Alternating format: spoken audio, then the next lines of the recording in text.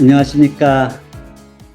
이렇게, 비도 오고 바쁘신 시간에, 저희 유라시아 원이스트 C 포럼에서 매달 개최하는 꿀독 세미나에 참석해 주셔서 대단히 감사합니다. 오늘은 좀 특별한 날입니다. 세미나를 연강해서 두 개를 같이 하려고 하는데요. 어, 두 강좌가 다 굉장히 흥미있는 그런 강좌들입니다. 오늘 제가 이제 첫 번째 세미나는 포항동과 청진리 샘물로 있다, 연결하다라는 그런 의미죠. 이 강좌를 먼저 한 30분 내지 40분 정도 세미나를 진행하고 그 끝 무렵에 우리 함경북도 청진에서 오랜 세월 사셨던 류영일 선생님을 모시고 좀 좌담을 좀 하려고 합니다. 그렇게 해서 첫 세미나를 마치고, 이제 두 번째 세미나는, 이제 신상진 교수님이시죠. 금강산 프로젝트에 직접, 들어가셔서 상주하시면서 많은 일을 하셨던 경기대학교의 신상진 교수님께서 오셔서 원산 금강산 국제관광특구와 북한 관광산업의 전망, 이 주제로 또 세미나를 해주시겠습니다. 자, 그러면 일단 저희 첫 번째 세미나, 포항동과 청진리, 샘물로 있다. 이 강좌를 먼저 시작하도록 하겠습니다. 저는 유라시아 원이스트 C 포럼의 회장을 맡고 있고요. 지금은 포항공대 친환경 소재대학원에서 교수로 있는 정진호입니다. 제 소개를 간단히 드리면 여러 가지 좀 특별한 인생을 살았습니다. 동서남북을 다 다니면서 한국과 중국과 북한, 미국, 캐나다를 다 다니면서 살았고요. 또 이제 평양에서 예루살렘까지 육로로 여행한 거의 유일한 사람이 아닐까 이렇게 생각을 합니다. 그런 여러 가지 경험을 나누고 싶은데 시간이 좀 짧아서 제가 오늘은 그냥 제 이야기는 그냥 물 흐르듯이 그냥 한 5분 안에 다 끝내고 이제 주제로 들어가려고 해요. 중국, 북한, 그리고 포항에서 가르치면서 또 연구하면서 그렇게 살았습니다. 저는 그냥 공부밖에 모르는 범생이 무신론자였는데 어쩌다가 이제 대학 시절에 술 마시고 데모하고 연애하고 그렇게 좀 호랑방탕하게 살다가 이제 교회 반주자 아내를 만나는 바람에 제 인생이 꼬이기 시작해가지고 이제 그때부터 미국 가가지고 이제 크리스찬이 됐어요. 그래서 이제 그 바람에 이제 인생의 가치관이 변했고 이제 어떻게 살아야 되나 고민하다가 정말 이 시대의 독립운동이라고 할 수 있는 통일운동을 위해서 우리나라 이 민족이 하나 되는 그 일을 위해서 살아야겠다 싶어서 이제 연변의 만주 땅에 이제 대학을 세우는 연변과학기술대학 그 프로젝트에 참여하게 됐고요. 그냥 울면서 안 가겠다고 하는 제 아내를 설득해서 1994년도에 독립투사의 마음을 가지고 저는 이 시대의 독립운동이 바로 이제 통일운동이라고 생각하기 때문에 그렇게 들어갔고요. 그래서 연변과학대를 열심히 만들고 조선족들을 우리 독립운동가들의 후예라고 생각하고 열심히 가르치다가 또 10년 후에 2003년부터는 이제 평양과기대 프로젝트에 제일 선봉에 서서 들어가게 됐습니다. 그래서 그 당시에 이제 설립부총장 프로젝트 팀장으로 들어가서 제가 이제 가보니까 이제 길도 없었어요. 근데 그 길 닦는 것부터 시작해서 도저히 불가능해 보이는 그 일. 북한 평양에 들어가서 외국인이 대학을 세우겠다고 하니까 누가 믿어줬겠습니까? 근데 다들 사기당하는 거 아니야? 이런 이야기도 많았지만 저는, 제가 꿈꾸는 것이 이제 하나님이 주신 비전이라고 생각하고, 그 위험을 무릅쓰고 이제 그 일에 뛰어들었고요. 북한 교육성 당국자들하고 실무회담하고 그분들을 설득하고 이렇게 하면서 결국은 전 세계의 많은 우리 해외 동포들이 함께 이 프로젝트에 참여를 했습니다. 엄청난 돈이 들어가고 또 사람이 필요한 이 프로젝트에서 저희가 결국은 이 건물들이 올라서기 시작했고 2009년도에 이제 준공식을 하게 됐고요. 2010년부터 이제 학생들을 모아서 이제 가르치기 시작했는데 그때 이제 제 아내를 처음 데리고 갔을 때 정말 많이 울었습니다. 너무 힘들었기 때문에. 제가 이제 잠시 한 3년간 연변에서 쉬었다가, 이제 그 태양가기대에서 저를 또 이제 다시 들어오라고 너무 요청이 강해서 다시, 제가 너무 힘들어서 안 들어가려고 했거든요. 근데 2013년부터 이제 다시 평양 가는 이제 그 길을 가기 시작했고요. 처음엔 혼자 들어가 있다가 나중에 가족을 데리고 들어갔습니다. 정말 그 암살의 영화 보면 독립운동가들이 그 타고 들어갔던 그 이제 완행열차죠. 완행열차를 타고 압록강을 건너고 우리 가족을 데리고 평양에 들어갔고요. 그냥 통일 가족으로 그렇게 살았고요. 제 막내딸은 우리나라 통일대라고 이름을 하나라고 지었는데 뭐 북한에 가보니까 뭐 하나라는 게 얼마나 많은지 뭐 하나 정보통신, 하나 음악원 뭐 그래서 이 꼬맹이가 놀림감이 됐어요. 저기 네 이름 또 있다. 하나 소주. 근데 하여튼 평양 외국인 학교를 이 아이는 다녔고 그 우리 둘째는 평양 과기대 그 당시 고3이었는데 평양 과기대 1학년 학생들하고 같이 정말 남북의 우리 청년 학생이 한 교실에서 배우는 70년 분단 장벽을 넘는 큰 사건이었습니다. 사실 뭐 우리도 북한계라고 불렀지만 북에서도 우리를 남조선계라고 옛날 그렇게 배우면서 자랐는데 이 남조선계의 아이가 갑자기 교실에 나타난 거죠. 그러니까 이제 깜짝 놀라서. 근데 이 청년들은 얼마나 쉽게 가까워지는지 축구, 농구, 배구하고 뭐 같이 밥 먹고 지금도 서로 그리워해요. 기다리는 동안에 얼마나 열심히 공부하는지 또 특식 나오는 날은 이제 우리가 이제 돈을 내서 이제 학생들의 고기 반찬도 해주고 한 학기 강의 끝나면 이렇게 가까워지고 친해지고 우리 캠퍼스 사진 너무나 우리 정림건축이라고 이제 인천 신공항 그 설계하고 했던 그 건축회사에서 우리를 위해서 이렇게 사실은 봉사를 해주신 거예요. 캠퍼스 빌딩 이렇게 저희 우리가 살던 저희가 제가 살던 그 여기 지금 여기가 우리 집이었는데 그 짐을 다 놔두고 왔는데 아직 못 들어가고 있어요. 저는 우리나라가 이제 통일과 평화의 길을 열어야 되는데 참 요즘 안타깝죠. 자꾸 전쟁의 분위기가 일어나고 있는데 세계 역사를 보면 결국 이 평화를 우리가 담보하기 위해서는 총, 균, 쇠 이 세 가지가 있어야 돼요. 국방안보, 백신안보, 경제안보라고 저는 생각하고요. 근데 이 세 가지 이외에도 우리 민족에게는 다른 민족이 없는 또 하나가 있어요. 이게 얼입니다. 얼. 우리 민족은 평화를 사랑하고 옛날부터 하나 되기를 원하는 그 얼을 갖고 있어요. 그래서 지금 이렇게 어려워 보여도 언젠가는 갑자기 또 우리 민족의 얼이 살아나면 서로 이제 강강수월래하고 하나 되는 그런 일이 벌어질 것이다.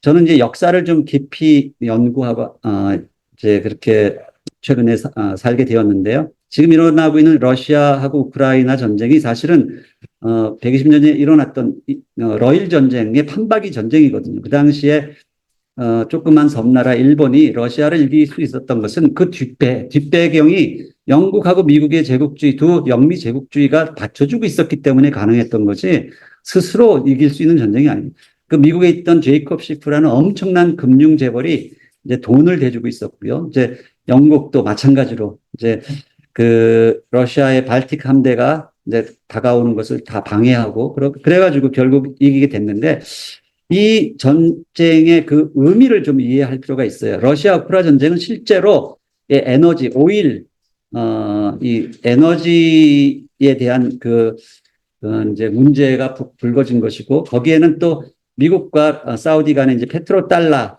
시스템을 이제 붕괴시키려는 또 어떤 그런 강력한 미중 패권 전쟁의 그 한 부분에서 일어났다. 이해할 수 있고요. 또 우리 이제 세계 역사를 보면 금속이 굉장히 중요합니다. 이건 성경의 다니엘서에 나오는 그런 환상인데 금, 은, 동, 철, 흙 이 다섯 가지 재료에 의해서 역사가 흘러가고 있어요. 금과 은, 귀금속이죠. 동과 철, 그리고 흙. 요즘 시대는 제일 마지막에 철과 흙이 뒤섞여 있다. 철이 굉장히 중요합니다. 그리고 또 한편으로는 이 흙이라는 것은 이 흙에서 다 SiO2, 실리콘 반도체를 지금 추출해내기 때문에 철과 흙이 뒤섞여 있는 융합제국이 되어져 가고 있다. 우리가 이제 물질을 이해하려면 이제 물질 가치를 원래 이제 귀금속 그런 것들을 이제 몰물 교환하지 않습니까? 근데 여러 가지 동전, 은화, 금화 이런 것들을 만들어서 그 화폐 가치를 가지고 이제 교환을 안 들죠. 이게 제가 북에서 쓰던 나래 카드라고 북한에서 쓰는 우리 체크카드 그런 거죠. 북한에서도 이런 걸 다 쓰고 있었어요. 그리고 이제 요즘은 비트코인 같이 실질 가치를 이제 신용 가치로 바꾸고 있는데, 자, 제가 이제 이런 이야기부터 꺼내는 이유가 지금 우리가 지금 추구하고자 하는 이 모든 것들이 세계 역사의 정치와 금융, 경제, 국제관계 이런 것들을 한꺼번에 이해하지 않으면 이 어려운 문제를 풀어낼 수가 없다는 것이죠. 여기 북한에 보면 단천이라는 곳이 있죠. 단천에 엄청난 귀금속들이 이제 파묻혀 있는데 이 단천이 옛날부터 이제 은이 굉장히 많이 나는 곳이었어요. 근데 연산군 시절에 연은 분리법이라고 그 당시 상민이었고 뭐 이제 천민이었던 이런 사람들이 은을 이게 어떻게 잘 추출해내는 그런 금속 재련 기술을 우리나라가 처음으로 발견을 한 거죠. 발명을 했는데, 사실은 우리는 그 당시 성리학, 이제 공자맹자, 이제 주자학, 거기에 이제 휩싸여 있어가지고, 그걸 제대로, 활용을 못하고 이제 묻어버리는 셈이 됐는데, 그 당시 우리를 거쳐서 양명학이, 실용주의, 실학사상에 영향을 준 양명학이 일본으로 건너가서, 일본이 이 연흥 분리법을 가지고 그 당시에 엄청난 은을 이제 생산하게 됩니다. 이것을 그 당시에 이제 쳐들어왔던 그 포르투갈 함선 사람들한테 은 2,000냥 뭐 어마어마한 돈이죠. 은을 가지고 은을 주고 대포를 이제 그 두 자루를 이제 삽니다. 대포라는 말 아시죠? 그래서 이 대포를 가지고 그걸 대량 생산해서 이제 임진왜란을 일으킨 거거든요. 우리는 대포가 없었어요. 그래서 무대포라고 하는 거예요. 우리는 대포 없이 덤벼드는 사람은 이제 무대포라고 하는 거예요. 근데 하여튼 그래가지고 이 은이 그 당시 이제 일본이 세계 3위의 은 생산국이 됐고 뭐 이제 중남미로부터 다 빼앗은 은을 가지고 스페인에서 세계 최초의 은행이라는 게 뭔가 은이 움직이는 거예요. 은이 움직이는 것.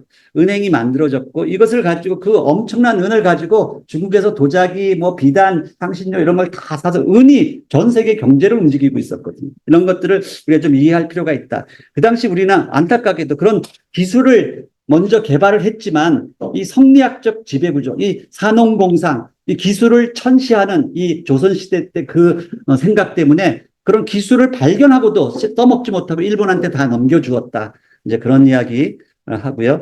사실은 이제 금이 더 이제 귀한데 옛날에 1차 대전 이전에는 그 달러에 이 20달러면 사실은 그 돈을 가져다 주면 실제로 그 금화를 바꿔줬어요. 그래서 금화 표시가 여기 보면 금화 표시가 여기 딱 있잖아요. 금하고 사실은 태환화폐였다는 거예요. 근데 그것이 이제 없어지면서 그걸 금을 바꿔줄 능력이 안 되는 거죠. 그래서 이제 미국이 2차 대전 끝날 무렵에 브레튼 우즈라는 도시에 전 세계 재무장관 다 모아놓고 브레튼 우즈 시스템을 만듭니다. 이게 미국 달러 35불을 금 1온스라고 가정을 하는 거예요. 이걸 고정 환율을 만들어 놓고 IMF, IBRD, 월드뱅크를 창설해가지고 그래가지고 이제 이 브레튼 우즈 시스템이 전 세계 경제를 돌리는 그 기축통화, 미국 달러가 기축통화가 되었고 그런 상태에서 미국이 전 세계 해상 운송 바다를 장악을 합니다. 이 바다를 장악함으로 말미암아 전 세계 이제 패권 국가가 되는데 그것이 이제 처음에는 굴러가다가 미국 달러가 너무 남발이 되는 거죠. 막 미국은 뭐 자기네들이 좀 돈이 부족하면 그냥 달러 찍어내는 나라예요. 무서울 게 없으니까. 그러니까 과소비가 되고 우주개발, 베트남 전쟁에 엄청난 달러를 이제 지불하다 보니까 더 이상 금을 바꿔줄 수가 없게 된 거예요. 그래가지고 이제 71년, 72년도에 이제 브레튼 우즈 시스템이 이제 무너지면서 페트로달러 시스템이 탄생합니다. 이 페트로달러 시스템은 뭔가 하면 미국이 기축통화로서는 더 이상 달러가 작용을 못하게 됐는데 모든 오일을 미국 달러로만 살 수 있도록 딱 이걸 만드는 바람에 페트로달러 시스템으로 지금까지 미국 달러가 마치 기축통화처럼 이제 그걸 해왔던 거죠. 그런데 2024년 올해 마침내 사우디와 미국 사이에서 맺었던 그 페트로달러 협정이 이제 끝나서 종지가 됐어요. 그래서 이제는 새로운 시대가 열리고 있다. 이제 중국이 거기에 도전을 하고 있다. 이제 그렇게 이해하시면 되고요. 이 바다가 얼마나 중요한가. 바다를 장악한 나라가 결국은 세계를 다스리는데 그 헬라어의 폰토스라는 단어와 라틴어의 폰토스가 똑같은 발음은 똑같은데 의미가 달라요. 바다라는 뜻이고 하나는 다리, 브릿지라는 뜻이에요. 그러니까 바다라는 것은 대륙과 대륙 사이를 이어주는 브릿지다. 이제 그렇게 이해하시면 돼요. 그래서 원래 우리나라는 전통적으로 대상국가였거든요. 엄청나게 바다를 활용하던 통일신라 시대부터 장보고의 뭐 그런 그 청해진 이런 걸 다 우리 배웠잖아요. 무역, 해상무역이 뭐 엄청났던 나라고 고려의 병난도 개성상인해서 이게 그 중동 아프리카까지 배를 타고 왔다 갔다 무역하던 그런 나라였는데 정말 어리석게도 조선시대에 들어와서 어리석은 임금 선조 시대에 대금 정책을 쓰고 이제 공도 정책을 쓰고 섬에 있는 우리 울릉도에 있는 사람들을 강제로 육지로 끌고 오는 거예요. 그래서 섬을 퉁퉁 비게 만들어요.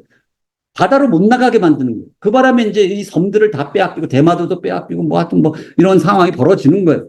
이게 왜 그랬나 하면 그러니까 그걸 이런 임금 밑에서 우리 이순신 장군이 그 바다를 지키느라고 이제 그걸 얼마나 고생이 많았겠어요. 근데 그 당시에 명나라가 원래는 이 바다를 엄청나게 이제 활용하고 바다 남해 원정이라서 엄청난 그런 해상무역을 하던 나라였는데 명나라가 16세기 해금 정책으로 이제 전환을 하거든요. 상단을 다 불태우고 바다로 못 나가게 만드는.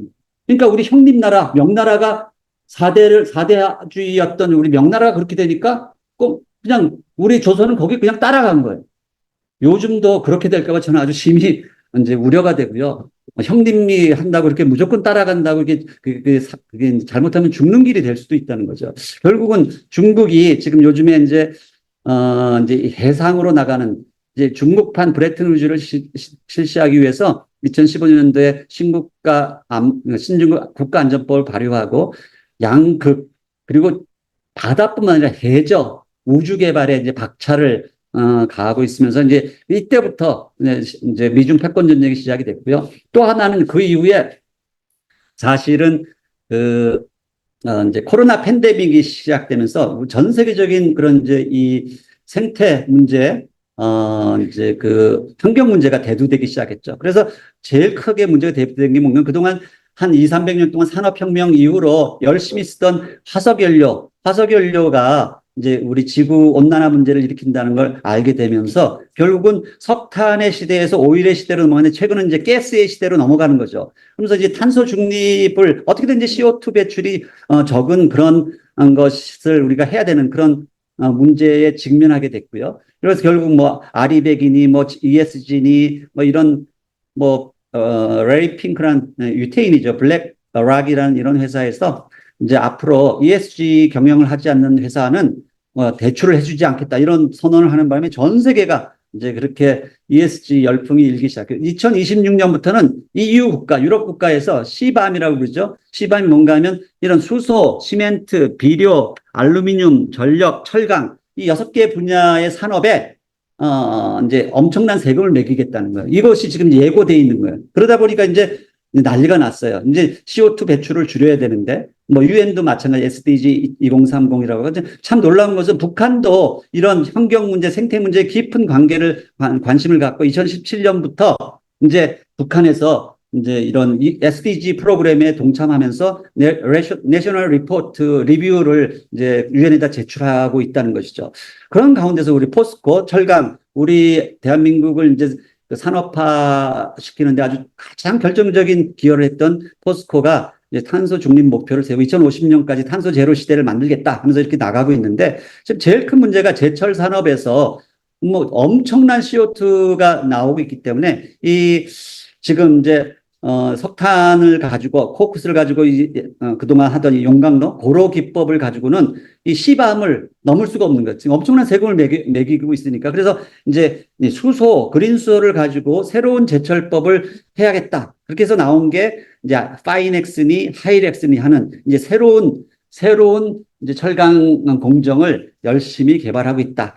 그래서 이 하이렉스 공정이라는 것은 그동안에 해오던 용광로를 쓰는 게 아니고, 이제 이건 이제 유독로라고 해요. 이 유독로를 통해서, 철강석을 환원시키고, 그것을 이제 전기로를 통해서 다시, 이것을 이제, 주조하고 또, 이제 아변하는 그런 시스템, 새로운 공법이라고 볼 수 있습니다. 이 유동로를 쓰면 좋은 여러 가지 기술적인 이제 뭐 원인들이 있는데 이건 뭐 지금 제가 이야기해봐야 또 잘 이해하지 못할 것 같아서 지나가고요. 저의 이제 오랜 꿈이 남북한 평화 공정을 위해서 포항 청진 간의 친환경 철강 공동체를 개발해서 같이 남북이 함께 하는 그런 시대를 열었으면 좋겠다. 이게 이제 제 정말 20년 넘은 오래된 꿈인데요. 이게 왜 중요한가 생각해 보면 유럽이 원래 이제 그 적대 국가였잖아요. 2차 대전 후에 뭐 서로 뭐 엄청난 싸움을 했으니까 적대 국가였는데 유럽에서 이제 처음 시작한 게 이제 1951년 무렵부터 그 ECSC라고 그러죠. European Coal and Steel Community라고 해서 유럽 석탄 철강 공동체 를 시작을 했습니다. 6개 국가가 그 당시에는 벨기에, 프랑스, 이탈리아, 룩셈부르크, 네덜란드, 서도 이렇게 6개 국가가 시작했는데 서로 적대 국가였는데 우리가 석탄과 철강을 같이 공동 개발해서 같이 쓰자. 이게 왜 중요한가 하면 여기 보시면 그걸 통해서 뭐 여러 가지 서로 복지 문제도 같이 하고 뭐 여러 가지 이유가 있었지만 가장 제일 밑에 제가 이렇게 써놨어요. 이것을 시작하게 된 가장 큰 원인이 뭔가 하면 훨씬 더 중요한 것은 이 ECSC가 유럽의 평화를 도입하는 이 목적을 가지고 한 거예요. 사실 그래서 우리가 금강산 그 개발도 마찬가지고 이 개성공단도 마찬가지고 개성공단 북한이 우리가 생각한 것처럼 무슨 우리가 퍼주기를 해서 그 돈 가지고 핵 개발을 했다. 그럼 북한 사람들이 그 들으면 그냥 웃기는 이야기를 생각해요. 원래 이 개성공단을 하려고 했던 가장 큰 목적은 평화를 우리가 담보하기 위해서요. 거기서 서로 같이 일하고 하는 동안에 서로 두 민족이 만나고 서로 이해하고 하면서 평화를 정착시키기 위한 것이었는데 이 금강산 관광도 그렇고 개성공단도 그렇고 우리 정부가 다 일방적으로 그걸 다 중지시켰거든요. 많은 한국 사람들은 북한이 약속을 안 지고 그걸 중지했다고 잘못 알고 있어요. 우리 정부가 다 그걸 중지시킨 거예요. 참 안타까운. 그래서 평화를 깼다는 것이죠. 평화를 깨면서 점점 이번 전쟁 위기가 점점 고조될수록 좋아하는 나라가 있죠. 동아시아의 전쟁 위기가 고조되면 좋아하는 나라가 누굴까요? 무기를 팔아먹는 나라예요. 그것을 우리가 잘 이해를 해야 된다. 근데 이 유럽 석탄 철강 공동체가 결국은 쉥겐 조약 1985년도에 무비자 조약으로 그걸 통해서 이제 완전히 EU라는 이제 경제 공동체가 된 것처럼 우리도 남북한 철강 공동체가 우리 민족의 평화뿐만 아니라 앞으로 중국, 러시아 뭐 다 몽골까지 다 합해서 동아시아의 평화 공동체를 만들 수 있는 굉장히 중요한 그런 그 모티브가 될 것이다라고 생각하기 때문에 제가 이제 관심을 갖는 것이고요. 정말 20여 년 동안 늘 그 기도를 해왔습니다. 포스코라는 우리 아주 굉장히 중요한 기업이 포스코의 사가가 있죠. 그 사가 아시죠? 그 노래에 보면 박목월 시인이라고 유명한 시인이 이 작시를 했는데 뭐 다 부를 수는 없고요. 이제 마지막에 보면 끌어라 용광로의 조국 근대와 줄기차게 밀어가는 장엄한 심장 별의 슬기와 의지를 모아 통일과 중흥의 원동력 되자. 이 가사가 있어요. 제가 이거 보고 굉장히 감동을 했습니다. 정말 이 박목월 시인의 예언적 가사구나. 저는 그래서 포스코가 우리 민족의 통일과 중흥의 원동력이 되는 그런 기업이 될 수 있기를 간절히 바라고 있고요. 그래서 사실은 포항과 청진을 잇고 싶은 그 마음이 있는데 쇳물로 잇자는 것이죠. 이 쇠가 없이는 우리가 근대화를 이룰 수가 없고 산업이 발전할 수가 없잖아요. 그래서 아까 그 다니엘의 환상에서 보면 로마 시대부터 이 철기 문명이 그렇게 중요하게 됐는데 정말 신기하고 놀라운 것은 이것은 뭐 의도적으로 한 게 아니에요. 뭐 우리 테헤란로 같은 것을 이란하고 우리가 뭐 수교하면서 일부러 지은 그런 테헤란로가 있고 이제 이란에 가면 또 이제 서울로가 뭐 있고 그렇잖아요. 그게 아니고 청진에 가면 포항동이라는 지역이 있고요. 포항에 가면 청진리가 있어요. 자연 발생적으로. 그래서 이 포항과 청진은 하나로 이어질 수밖에 없는 그런 도시다. 제가 이제 북한을 좀 더 깊이 이해하실 수 있도록 하기 위해서 조금 북한의 그 과학기술 정책을 생각해. 북한에 요즘에 우리가 주체사상 이야기를 많이 하는데요. 사실은 이 주체라는 단어가 처음 등장한 것은 그 김일성 주석이 해방 이후에 북한의 과학기술을 중흥시키기 위해서 주체 과학을 만들자. 뭐 소련이나 그런 강대국에게 의존되는 과학이 아니라 우리 스스로 주체적인 과학을 만들자라는 이 개념에서 주체 과학을 처음에 이제 시작을 했던 거예요. 그래서 그 당시에 북한이 얼마나 많은 이제 과학 발전을 이루었는지 그 당시에 한국하고 비교가 안 될 정도로 빨리 성장을 했었죠. 뭐 이거 지금 다 설명할 시간이 없는데, 근데 안타깝게도 북한에서 이제 일종의 뭐 두 번의 민주화 운동이라고 할 수 있는데, 56년도에 8월 종파 사건이 일어났고 67년도에 갑산파 숙청 사건이 일어났을 때 이 박금철, 이효순, 사실은 이제 김일성 주석하고 이제 빨치산 뭐 혁명을 같이 했던 그런 사람들인데, 이들이 숙청이 됐어요. 그러니까 평안도파가 아니라 함경도파가 숙청이 되면서 그 당시에 허석선 당 과학기술부장이 거기 연루되는 바람에 이 과학기술자들을 우대하던 사회가 과학기술자들을 갑자기 억압하기 시작해요. 그러면서 북한의 과학기술이 이제 팍 내려가는 상황이 됐고, 97년, 아니, 72년 그 무렵부터 이제 2대 세습으로 넘어가면서 이제 주체라는 것이 주체 과학이 아니라 주체 어떤 사상, 정치적인 단어로 이제 쓰여지기 시작하면서 북한이 이제 경제가 꺾이기 시작했다. 처음에는 너무 잘 나갔다는 거예요. 천리마 운동, 천리마 작업반 운동, 이게 시그마 운동이거든요.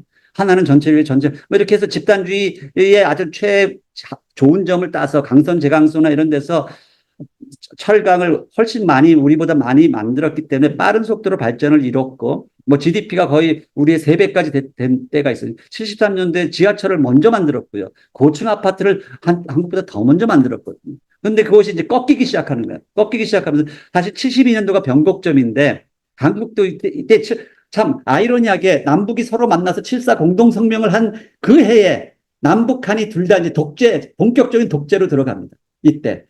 남쪽은 10월 유신이 이제 72년도에 시작이 돼. 북한은 사회주의 헌법을 개정하면서 2대 세습으로 넘어가는 거예요. 2대 세습. 그러면서 이제 두 독재 국가가 이제 등장을 하는데, 이런 상황에서 이제 엄청난 일이 이제 벌어지기 시작하는데, 한국이 훨씬 못 살고 정말 형편없는 그 당시 사회 상황 속에서 박태준이라는 그 인물이 등장해서 정말 65년도에 받았던 대일 청구권 자금, 그걸 가지고 그 중에서 1억, 뭐 거의 2억 달러 가까이를 포항제철을 세우는데 투입을 하는 거예요. 엄청난 일이죠. 그래서 그걸 막 일본이 도와줬다, 기술적으로 도와줬다고 생각하지만 사실은 우리 한국이 포항제철이 이걸 성공하리라고 거의 믿지 않았어요. 자기들이 그 당시에 갓 도입한 LD라는 기술을 한번 실험적으로 해보고, 우리가 분명히 이제 다 망치고 망할 테니까 그 기술을 이제 한번 테스트 해보려고 했는데, 우야무 정신 아시죠? 우리 이거 실패하면 우리 우양후에서 동해바다 빠져 죽는다는 거예요. 그 정신으로 이걸 성공을 해버렸어요. 그래서 73년도에 처음으로 쇳물이 대량 생산되기 시작한 거예요. 이것이 그 당시 정말 엄청난 일, 그 당시에 이제 중동에서 건설붐하고 맞물려 떨어지면서 우리가 해외 외화벌이 이제 노동자가 건설에 중동에 가가지고 엄청난 달러를 이제 벌어들이게, 그게 이제 우리의 이제 철강제가 뒷받침을 해줬다는 것이죠. 근데 그 무렵에 북한은 이제 주체 사상으로 넘어가면서 흥남 비료 공장을 세웁니다. 흥남 비료 견합 기업소. 여기가 일제시대 때 있던 이제 비료 공장인데, 이것을 강조를 하면서 우리 이제 그 당시에 이제 보면 북한은 주체농법을 시작합니다. 주체농법. 이게 사실 소련에서 르센코 사건이라고 정말 이 과학기술을 정치 사상으로 이렇게 재단했을 때 얼마나 큰 비극이 일어나는가. 르센코라는 가짜, 그러니까 삼류 생물학자가 갑자기 자기 말도 안 되는 그런 이론을 가지고 이제 추나철이라는, 그러니까 이미 생물학적으로는 안 된다고 밝혀진 것을 이제 정치 사상 이론으로 막 그것을 해가지고 이제 엄청난 수많은 사람이 굶어 죽게 되는데, 사실 주체는 꼭 또 그런 일종의 그게 아니었을까 저는 생각해요. 저는 뭐 김일성 주석이 나쁜 의도로 했다고 생각하지 않아요. 이분이 이제 이 밥에 고깃국을 전 인민에게 먹이는 게 이제 꿈이었던 분이니까 어떻게 농업 생산을 많이 해서 밥을 잘 먹이고 싶었겠죠. 근데 사실 문제는 뭔가 하면 이제 이런 과학자가 아닌 사람이 이 정치 사상적으로 이것을 이제 할 때 이제 큰 비극을 가져왔다. 사실 그 당시에 참 아이러니인데요. 남북한이 쌀과 철, 북한은 쌀을 잡았고 남한은 이제 철을 잡았어요. 이것이 이제 운명을 가르게 되는 것입니다. 흥남에 가보면 김일성 주석이 쓴 비료는 곧 쌀이요, 쌀은 곧 사회주의입니다, 이런 이 휘호가 지금도 남아 있는데, 그 당시 이제 박정희 대통령은 철은 산업의 쌀이다 하면서 이제 두 나라가 그때부터 이제 완전히 이 철이 왜 중요한가 하면 영국이 가장 그런 후진국이었다가 이제 산업혁명을 일으키면서 이제 선진국으로 올라섰잖아요. 그때 이제 용광로의 발명이 있었어요. 그래서 이 영국이 세계 최초의 철선을 만들고 철교를 만들고 수도망, 뭐 철도를 만들면서 이제 그러니까 산업 인프라를 구축한 거죠. 그 바람에 이제 철을 장악하는 브리티시 스틸이 세계를 제패했는데 그 다음에 그것이 또 이제 US 스틸로 넘어가고 니폰 스틸로 넘어가고 하다가 이 철의 세계 역사는 철의 움직임이에요. 철을 누가 장악하는. 그래서 결국 한국이 이제 포항제철의 힘으로 이렇게 산업화에 빠르게 올라설 수 있는데 지금은 뭐 말을 할 것도 없이 지금 중국이 세계 철강의 지금 54%, 중국도 이제 꺾이고 있어요. 지금은 이제 거의 이제 정점에 올랐다고 생각하는데 한국도 2014년에서 18년 그 무렵에 7천만 톤 생산하다가 이제 6천만 원 자꾸 내려가기 시작해요. 그러니까 모든 나라가 철을 어떻게 다루는가에 의해서 이제 달라지기 시작한다. 지금 세계 모든 나라가 이제 세계 철강의 50% 이상, 로마 시대에는 로마가 영국 대영제국, 미국이 다 50% 이상을 했다는 거죠. 자, 포항의 포스코와 청진의 김책 제철연합기업소를 이제 두 이제 항공사진을 이제 보는데요. 정말 이게 굉장히 중요한데 이 두 도시가 가장 큰 제철 공장으로 이렇게 되어 있는데 이 도시를 서로 상호 보완적으로 협력 관계를 구축할 수 있다는 것이죠. 포항제철이 지금 크게 발전을 했지만 사실은 이제 우리는 자원이 없기 때문에 모든 원료를 지금 호주 브라질 이런 데서 수입을 하잖아요. 근데 지금 북한은 굉장한 자원국이에요. 근데 우리가 서로 손을 잡으면 서로 이제 윈윈하면서 도와줄 수 있는 엄청난 그런 미래적 가치를 가지고 있는데 그것을 지금 못하고 있다는 것이죠. 그래서 보면은 청진의 바로 위에 보시면 여기 이제 이 무산에 13억 톤 정도의 자철광이 매장되는 이것을 지금 그 큰 슈트로 지금 연결해서 여기 바로 청진으로 가져오고 있거든요. 근데 무산에 있는 이 자철광이 옛날 용광로 기법에는 좀 품위가 맞지 않았었어요. 근데 지금 아까 얘기한 유동로, 수소환원으로 넘어서는 순간 이게 이제 딱 우리가 쓰기 좋은 그런 이제 자원이 되는 거예요. 이것을 서로 연결해서 포항과 청진을 연결해서 이제 새로운 기술을 가지고 이렇게 서로 하면은 엄청난 미래 가치를 우리가 이제 가질 수 있다. 여기 또 단천이라고 아까 이야기했지만 단천은 여기가 엄청난 PU 금속과 마그네사이트 이런 것들이 묻혀 있는 곳이고 청진의 위성 지도를 보실 수 있고 청진시가 이렇게 지금 이렇게 구역별로 나눠져 있는데 그 중에 보면 포항구역이 있단 말이에요. 포항구역에 포항동이 있는 거예요.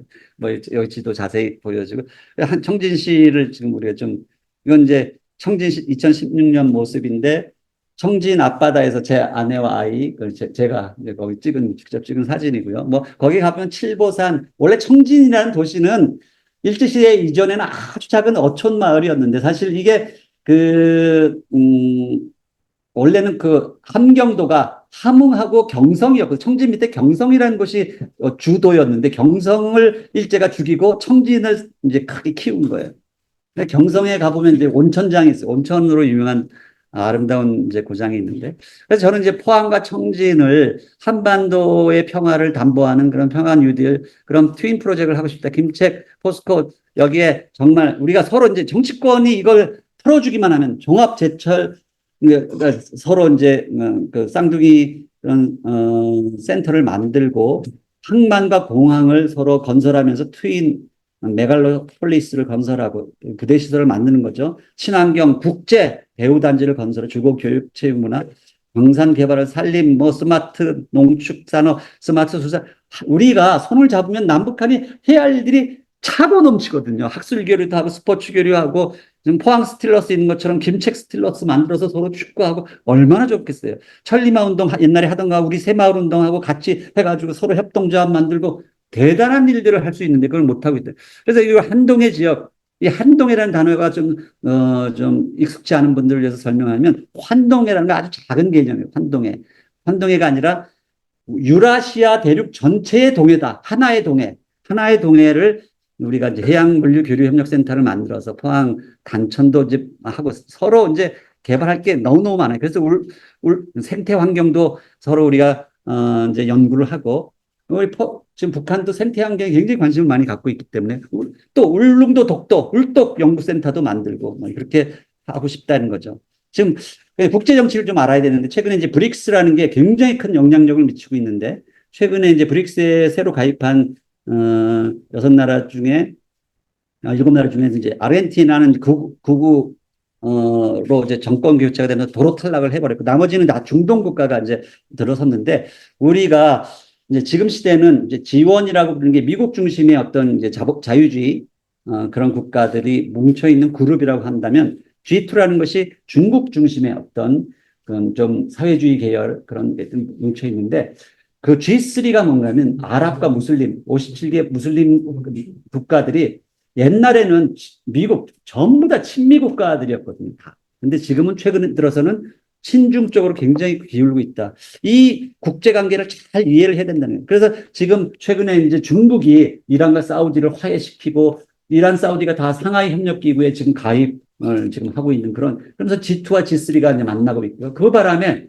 우리가 원래 이제 전통적으로 보면 한국은 그 순위파 중동 국가하고 가까웠고 순위파는 뭐 사우디나 UAE 같은 북한은 시아파 시리아 이란하고 가까웠는데 그래서 서로 그냥 앙숙이었잖아요. 근데 이 둘이가 화해를 했기 때문에 빈살만하고 김정은 이 두 젊은 지도자라고 볼 수 있죠. 이 84년생 뭐 85년생 그런데 이 둘이 만날 수 있는 길이 열렸다. 이제 그런 생각을 하고 이 사우디 왕세자가 지금 사우디를 이제 새롭게 변화시키려고 엄청난 뭐 택시 운전도 여성은 드라이브도 못하던 나라가 지금 우주인을 지금 여성으로 보내고 있고 메카의 카바 신전에 유태인 크리스찬 부부가 가서 여기는 모슬렘밖에 못 들어가던 지역에 지금 이런 일이 벌어지고 있어요.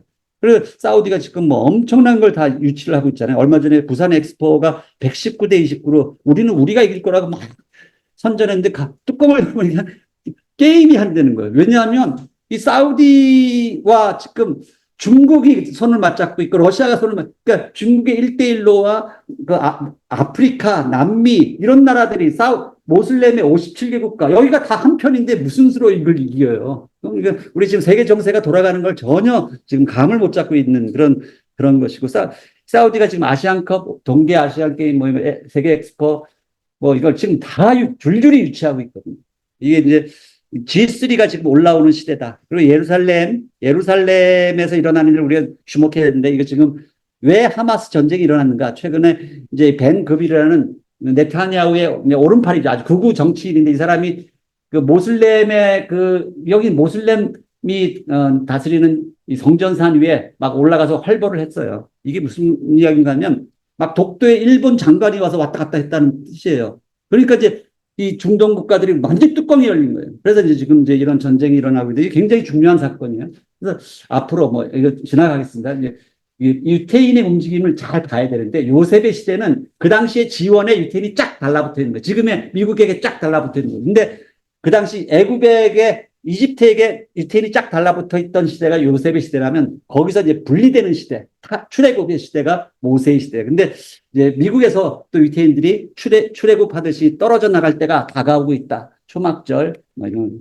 지금 시대는 우리 한중일을 중심으로 해서 시대의 변곡점이라고.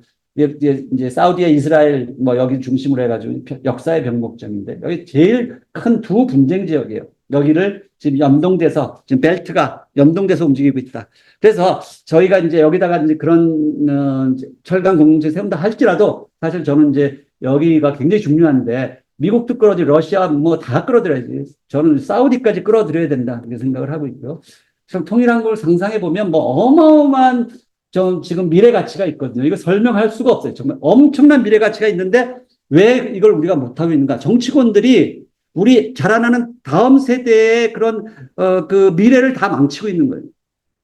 그것을 다 망치고 있어. 사실은 자기들의 그 이익을 위해서 우리 다음 세대들의 미래를 지금 엄청난 일자리가 만약 북한하고 우리가 서로 산업을 일으킨다고 생각해 보세요. 그 상상만 해도 지금 엄청난 일인데 그렇게 되면 요즘 절망하고 엠포 세대라고 하는 젊은이들의 일자리가 어마어마하게 생기고 우리가 70년대, 80년대 겪었던 그런 산업 인프라를 건설하는 그런 일들이 벌어질 텐데 북한의 10대 관광지 제가 이거 다 가봤거든요. 10군데 다 가봤는데 너무너무 정말 북한은 뭐 말도 못하는 관광 자원이 있고 북한 사람들이 또 울릉도 독도를 얼마나 그냥 애착을 갖고 있는지 몰라요. 울릉도 독도 우리는 지금 다 내주려고 독도를 막 내주려고 하는 그런 입장인데 북한이 가만히 있지 않을 것이다. 저는 뭐 그런 생각도 들고 그런데 남북한 쌍방향 관광 시대를 열자. 울릉도 독도에 북한 사람들도 오게 하고 뭐 그런 일들이 여기 엄청난 함흥, 단천, 김책, 성진시죠. 성진 이렇게 올라가면서 관광만으로도 먹고 살 수 있는 나라다. 이 관광에 대한 이야기는 조금 이따가 이제 우리 심상정 교수님께서 해주시는데 우리 유라시아의 동해로 우리가 나가야 된다.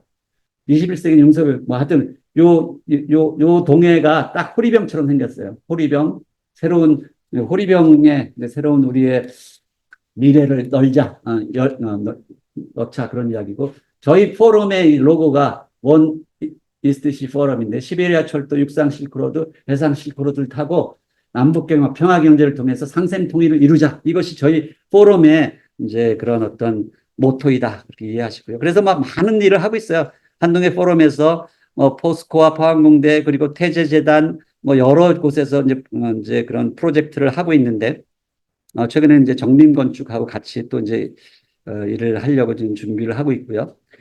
결국은 우리가 이런 뭐 통일로 가는 길목에서 아직 통일까지 안 가더라도 이제 경제협력만 하기 시작해도 이 물류가 열리거든요. 물류라는 것은 물류가 열린다는 뜻은 뭔가 하면 경제적 물류가 이제 흘러가기 시작하는 경제라는 것은 흐름이에요, 흐름. 근데 우리가 흐름이 막혀 있기 때문에 지금 안 되는.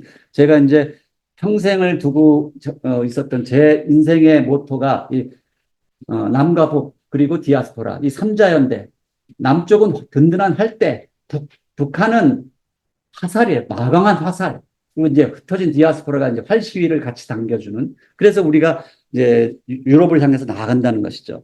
최근에 이제 오늘 이 책을 가지고 왔으면 좋았을 텐데 울독 아리랑 동해안 12도시 이야기. 울릉도 독도를 포함해서 울독이라는 게 울릉도 독도예요. 우리 민족이 가야 할 통일 아리랑 그 시대를 열기 위해서 이 책을 만들었습니다. 우리 연구원들이 열심히 해서 만들었는데 여러분 오늘 여기 오신 분들 정말 이 책에 대해서 관심 가져주시고 저희가 그 대한민국 독서대전이 포항에서 올해 9월 27일에서 29일 날 오는데 29일 날 우리 이 저자들 11명이 이제 세미나도 열고 여기서 북콘서트 하고 사인회도 하는데 꼭 많이 참석해 주시고 못 오시는 분들은 정말 이제 책방에 이때부터 이제 책방에 이제 책들이 나가기 시작하는데 많이 관심을 가져주시기 바랍니다. 이 책을 통해서 바다의 중요성, 독도의 중요성, 우리 한동해의 중요성을 이제 깨우치. 오늘 오시려다 못 오신 우리 김미석 우리 성공회대 총장님, 저는 이제 김미석 화백님이라고 오늘 했는데 여기 들어오셨네요. 저기 줌으로 김미석 화백님이 이런 멋있는 독도의 일출 광경을 그려주셨는데 그래서 저희가 조금 전에 그 책에다가 집어넣었어요. 너무 멋있죠. 울도가리랑 그래서 꼭 봐주시기를 부탁을 드리고요. 한가위 우리 추석 선물로 이 책 독도 없이 한국 없다. 울도가리랑 이 책을 꼭 여러분들이 기억하시고 많이 응원 격려해 주시기를 부탁드리겠습니다. 여기까지 제가 준비한 세미나를 마치고요. 지금부터는 한 시간을 예상했기 때문에 한 15분 정도가 남았는데 유영일 선생님을 좀 모시고 대담을 좀 하겠습니다. 유영일 선생님은 함경북도에서 태어나셔서 거기서 이제 쭉 자라셨고 김책 제철 연합기업소에서 유관부문에서 아주 오랜 경험을 가지신 분이세요. 자, 유영일 선생님 여기 앞으로 모시도록 하겠습니다. 앉아주시고 제가 이제 그냥 뭐 궁금한 게 너무 많아요. 사실은 우리 유영일 선생님이 직접 청진의 제철연합기업소에서 경험이 많으시기 때문에 전 같은 금속공학을 또 전공한 사람으로서 이제 궁금한 게 많은데 무산이라는 곳 제가 이제 연변에 있을 때 무산이 내려다 보이는 두만강 그 언덕에서 정말 기도를 많이 했습니다. 정말 여기에 있는 어마어마한 이 철강 자원이 언젠가는 우리 남북 통일로 가는 길목에서 포항과 청진을 잇는 그런 자원으로 쓰여질 수 있도록 그래서 20년 넘게 기도를 했는데 이제 그때가 서서히 다가오고 있는 것이 아닌가 생각하는데 지금 무산과 청진 사이에는 지금 어떻게 지금 연결이 되어 있나요? 네, 지금 김제철연합기업소는 청진시 그 송평역에 위치하고 있는데 이거는 지금 북한에서 구석공업 기업소 가운데서는 제1위 기업소라고 볼 수 있습니다. 그래서 4대 철강이 있는데 제1위가 김책제철연합기업소고 그다음에 제2위가 항해제철연합기업소 그다음에 3위가 천리마제강연합기업소, 4위가 성진제강연합기업소 이렇게 4대 철강으로 여기를 한국으로 말하면 대기업이죠. 이렇게 지금 있습니다. 그래서 김책제철연합기업소가 지금 종합제철기업소인데 거기에서 원료를 철강석을 기본 무산강산연합기업소에서 도달받고 있습니다. 근데 그 무산강산연합기업소에서 지금 북한에서는 아시아에서 최고 큰 노천철 강산이라고 그렇게 말하고 있습니다. 근데 이 자철강이 나오는데 강정은 품위가 평균 그저 철강석 품위가 25% 정도 됩니다. 그래서 노천으로 나오면 아무래도 노천강산이니까 품위가 조금 떨어지는 건 있습니다. 그래서 부산강산을 가보면 지금 현재 노천도 개발하고 있지만 기본적으로 지하채굴도 겸해서 하고 있습니다. 지하채굴은 그보다 품위가 많이 높습니다. 그래서 지하채굴 강산도 지금 개발해서 3월 17일 강산인데요. 제 지하채굴 강산은 그렇게 해서 두 개를 지금 결합하고 있고요. 품위를 높이기 위해서. 그래가지고 그거 철강석의 특성을 이용해서 품위가 24%, 25%요 범위밖에 안 되니까 도로에 놓자면 장입하자면 철 품위가 63% 정도는 돼야 된다. 그래야 경제성이 있고, 그래서 그걸 자철 강석이기 때문에 그 전자기 마동 속에 들어가면 그것이 자화되는 그런 특성을 이용해서 성강을 자력 선별을 하고 있습니다. 그래서 철 품위를 63%까지 지금 현재 올려가지고 그걸 무산에서부터 청진까지 거리가 한 250리 정도 됩니다. 이 250리는 도로로 250리고 철길로서는 좀 더 단축됩니다. 그래가지고 기철로 복선을 놨습니다. 그래서 오직 복선을 놓은 거는 북한의 무산하고 김책제철소밖에 이 구간밖에 없습니다. 250리 구간을 좀 그보다 작겠죠. 그래가지고 복선을 해서 나가지고 그래서 전용 철도 수송을 무산강산에서 성강장에서 나온 그 자철 정강을 김책제철소까지 직송을 하고 그것도 그렇게 해서도 그 수송량을 다 보상 못하기 때문에 그리고 그 정강 수송관, 정강 수송관이라는 걸 그걸 해가지고 무산에서 지대가 높으니까 청진은 지대가 낮고 하니까 거기에서 펌플로 그 혼탁액처럼 해가지고 정강을 물하고 같이 혼탁해가지고 높은 압력으로 쏴줍니다. 그래가지고 그 압력이 청진까지 오는데 떨어지기 때문에 중간중간에 그 정강 수송관 이런 사업소가 있어가지고 거기에서 도중에 또 압력을 보충해가지고 펌프로 펌프도 보충해서 그래서 그걸 청지까지 가져가는 그냥 거대한 관으로 이제 쏴준다는 거죠. 물로 같이 그 파우더를 같이 섞어가지고. 근데 그 관의 그 직경이나 그런 건 직경은 그래서 대략 그래서 한 하이 900 정도. 그러니까 90cm 정도, 1m 조금 안 되는 그 정도. 큰 관이네요. 단점은 조금 있어요. 요거 겨울 같은 때는 저쪽은 좀 추우니까 여름에는 상관이 없는데 겨울 같은 때는 그 보온이 있죠. 보온이 조금 잘 안 돼가지고 얼어붙는 현상이 조금씩 부분이 나타나는데 그런 거는 보온을 안 돼도 그 250리 그거를 이렇게 하다나니까 그 보온이 더러 이렇게 손상된 것도 보이니까 요거 보온을 제대로 규정대로 하게 되면 그걸 능히 막을 수 있는. 그래서 그걸 이제 청진에서 받아서 이제 그걸 청진에서 받아가지고 그걸 건조해가지고 그다음에 벨트를 실어가지고 도로에다가 넣습니다. 도로에다 넣는데 직접 넣지를 못하고 북한의 지금 현재 도로 실태를 보게 되면 그걸 소결감을 만듭니다. 소결감이라는 거 만들어가지고 다시 뭉쳐서 소결감을 만들어가지고 그걸 분폭수하고 이렇게 해서 섞어가지고 그래가지고 소결감이라는 거 만들어가지고 그 소결감하고 석회석하고 포크스하고 또 세 개를 해서 도로에다 넣어가지고 물리학적 과정을 거쳐서 선출을 오케이. 제가 궁금한 건 아까 기차로도 이송하고 관으로도 쏘는데 그게 비율이 어느 게 더 많은가요? 기차가 더 많고 그렇군요. 그리고 그 기차는 완전히 강석을 실어내는 강석이라고 말할 수는 없고 강석을 성강한 거는 정강이라고 하는데 정강만 100% 나게 되어 있습니다. 그 어떤 것도 다른 거 쓰지 못합니다. 그래서 이제 청진에서 그걸 받아서 다시 소결을 해서 네. 그 고로 용광로에다 집어넣어서 하면 여전히 CO2가 많이 나는 그런 기술이잖아요. 근데 그 코크스를 그때는 써야 되니까 석탄 때문에 이제 CO2가 많이 발생하는데 북측에서 그 이제 코크스를 이제 제재도 있고 하니까 수입을 할 수도 없는 상황에서 지금 제가 알기로는 이제 북한에 이제 무연탄이 엄청나게 많이 나니까 그 무연탄을 가지고 이 철을 뽑아내는 새로운 기술을 예. 발명했다고 예. 들었어요. 그걸 좀 설명해 주시죠. 예, 그러니까 북한에서 쉽게 말하면 주체철이라는 그런 큰 틀 안에서 제일 처음 80년대 김일성 주석이 그 지시해서 70년대부터 중반부터 연구 시작했어요. 그래서 80년대 산업화가 됐는데 그게 청진의 제일 먼저 청진 제강소라고 지금 현재 예, 예. 거기에다가 회선로에서 주체철을 생산했습니다. 예. 그걸 일명 삼화철이라고 합니다. 삼화철의 그 어원 말뜻이 뭔가요? 삼화철이라는 게 철정강, 철정광, 그다음에 평균토. 그때 당시는 세멘트 됐습니다. 세멘트.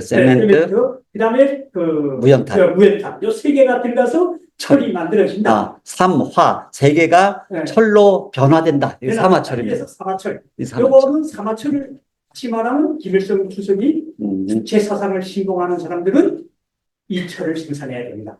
다시 말해서 북한에서 생산되는 자원을 가지고 100% 하니까 그러니까 삼화철, 즉 주체철이다. 이래서 처음 80년대에 선포한 게 주체철이다. 그 어원이 시작돼가지고 발전한 게 2000년대, 2010년도에 처음으로 요거는 요 주체철은 회전로에서 생산하는 겁니다. 60m 회전로에서. 네. 그 다음에는 90m 회전로까지 또 발전했습니다. 그런데 그 80년대 생산해서 계속 지금까지 꾸준히 지금도 하고 있고, 그런데 2010년도부터 북한에서는 고로에서도 좀 이거 주체철 만들어보자. 주체철이라는 건 쉽게 말하면 북한에서 나오는 자원을 가지고 100% 생산하는. 그렇죠. 코크스를 안 쓰고, 오케이. 코크스 쓰지 않고. 그래서 생산한 게 2010년도에 수직 산소열법 용광로라는 거 처음으로 산업화해서 시작했습니다. 그거는 김책제철소하고 항해제철소에서 동시에 연구를 그 전부터 시작하던 거, 2000년대에 하던 걸 도입했습니다. 도입해서 정식 산업화한 게 2010년도에 됐습니다. 2000년대 두 기업소가 쌍마철로 해서 둘 다 도입해서 수직 산소열법 용광로. 다시 말하면 주체철 용광로라고 하는 북한에서 지금 현재. 그러네. 그러면 어쨌든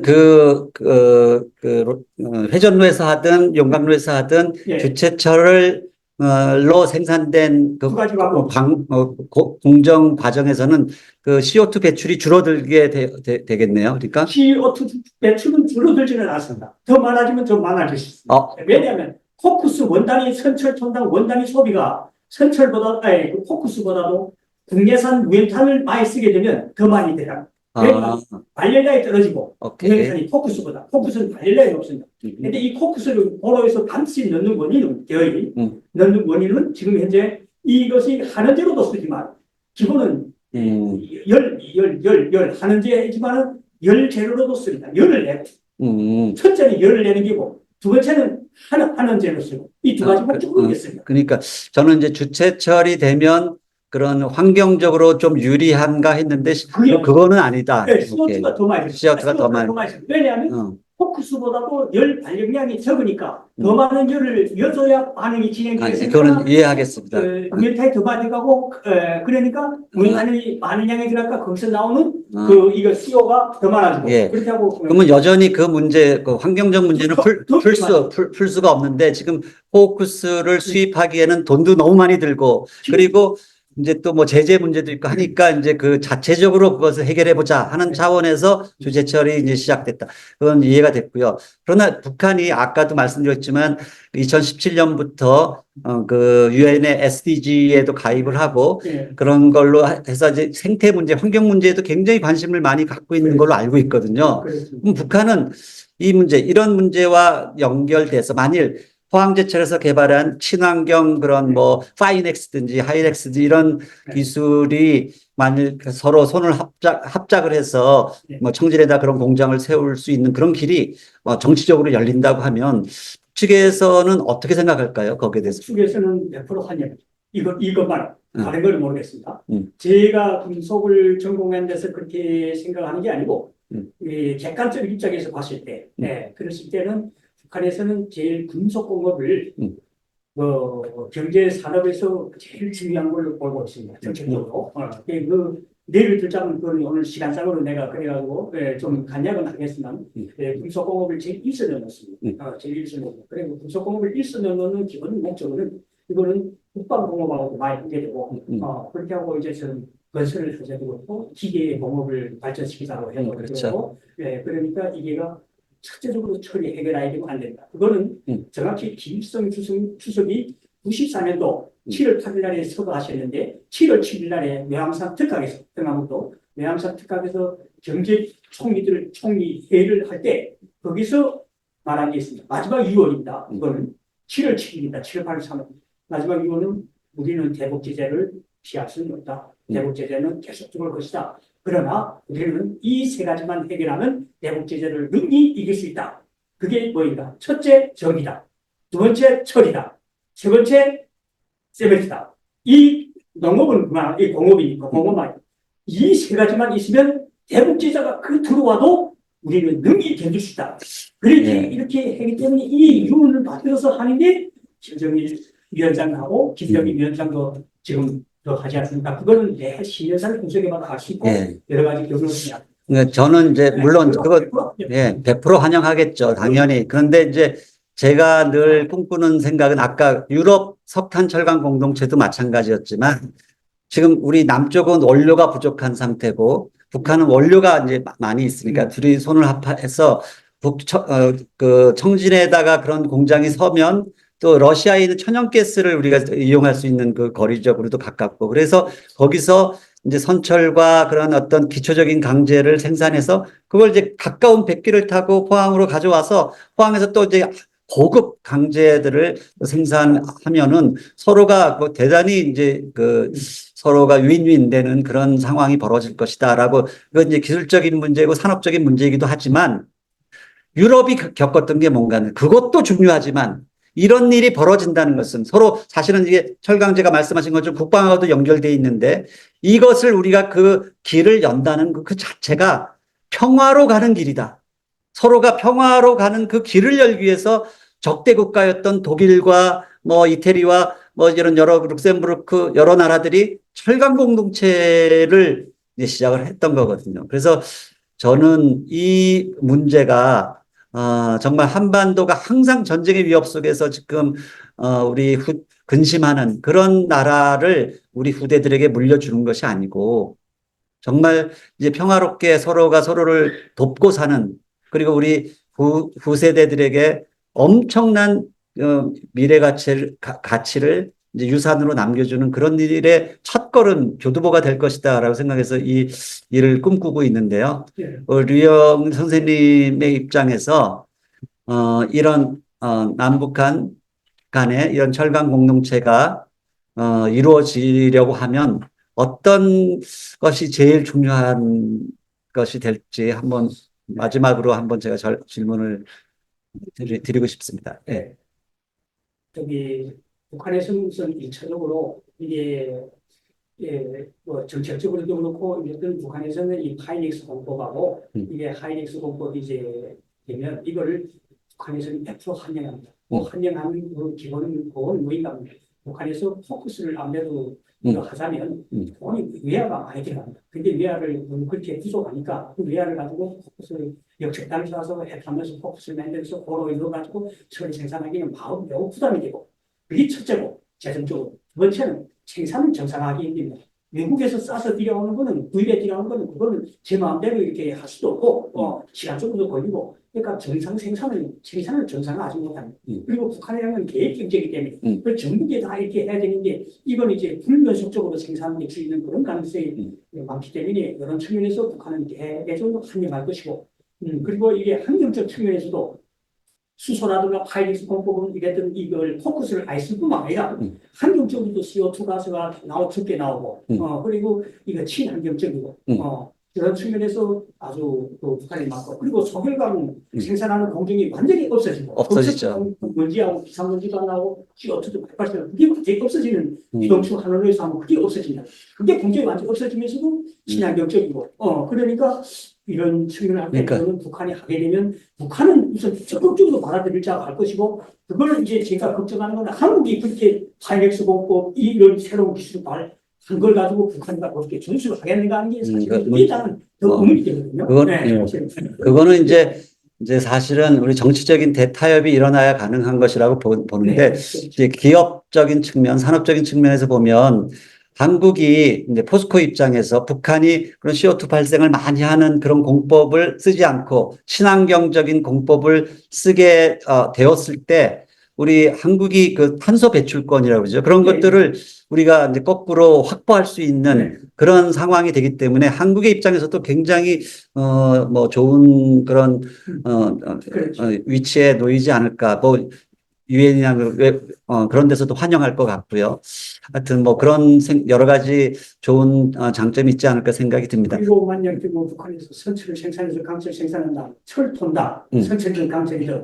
이거는 북한의 이제 토지가 땅값이 싸고 또 남북한이 한다면 토지세나 그런 건 없을 것이고 이런 것도 유리한 점이 있지만 인건비가 더 조금 싸니까 인건비 많이 싸죠. 인건비 싸니까 그 인건비가 철을 생산하는 데 다 들어가지 노가 들어가지 이런 게 빠질 것이고 그러니까 이런 측면에서 봤을 때 북한에서 이 한국에서 기술을 내고 새로운 이런 연구한 것들 그래 북한에서 이제는 철강적 자원하고 그렇게 하고 이제 인권 노력하고 그렇게 하고 토지세 이런 거, 물세 이런 걸 거의 무료로 하고 이렇게 하게 되면 이렇게 생산된 철 원가가 낮아지니까 이런 걸 가지고 만들어서 팔로를 세계다 하게 되면 경쟁력이 상당히 있어가지고 그렇죠. 앞으로 이 한국도 좋고 북한도 좋고 이렇게 해서 서로 윈윈하면 세계 경쟁력도 확보할 수 있는 측면에서 좋지 않겠는가 저는 또 이렇게 좀 생각해 본다고 하고 만약에 뭐 북한에서 이제 그 생산 능력을 어느 정도 하겠는가 하는 것도 문제되는데 연속적으로 원료가 공급돼야 되는데 무산강사라든가 탄가이라든가 이런 데서도 좀 활성화가 돼야 되고 그렇게 하고 여기에 생산 능력을 감안해야 될 것이고 그렇게 하고 이게 모자라는 건 이제 얼마나 능력을 건설했다면 신설했다면 용광로를 건설했다면 미국에서 얼마만큼 조달하고 국내에서 얼마만큼 조달하고 이렇게 해도 이 원가가 상당히 싸진다는 거예요. 약간 조달하면 되겠죠.